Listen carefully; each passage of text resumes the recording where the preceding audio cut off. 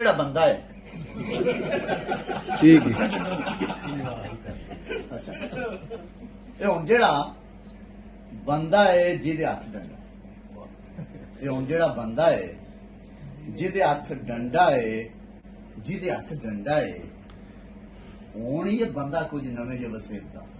ਮਸ਼ਵਰਾ ਪਿਆ ਦੇਣਾ ਪ੍ਰਾਈਮ ਮਿਨਿਸਟਰ ਸਾਹਿਬ ਇਹ ਜਿਹੜਾ ਬੰਦਾ ਹੈ ਹੁਣ ਜਿਹਦੇ ਹੱਥ ਡੰਡਾ ਹੈ ਹੁਣ ਇਹ ਬੰਦਾ ਕੁਝ ਨਵੇਂ ਜਿਹੇ ਵਸੇਬ ਦਾ ਹਾਫਜ਼ੀ ਕੁਰਾਨ ਦਾ ਹੁਣ ਇਹ ਬੰਦਾ ਕੁਝ ਨਵੇਂ ਜਿਹੇ ਵਸੇਬ ਦਾ ਹਾਫਜ਼ੀ ਕੁਰਾਨ ਦਾ ਕੁਝ ਨਹੀਂ ਉਹ ਵੇਖਦਾ ਹੁਣ ਇਹ ਬੰਦਾ ਕੁਝ ਨਵੇਂ ਜਿਹੇ ਵਸੇਬ ਦਾ ਹਾਫਜ਼ੀ ਕੁਰਾਨ ਦਾ ਤੇ ਕੁਝ ਨਹੀਂ ਉਹ ਵੇਖਦਾ ਕਈ ਆਲਮਾਂ ਨੂੰ ਇਸ ਕਲਮੇ ਪੜ੍ਹਾਈ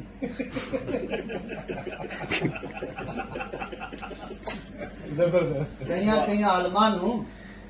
इस कलमे पढ़ाए नहीं तो बड़े बड़े लीडर इस खुद लाए क्या जबरदस्त।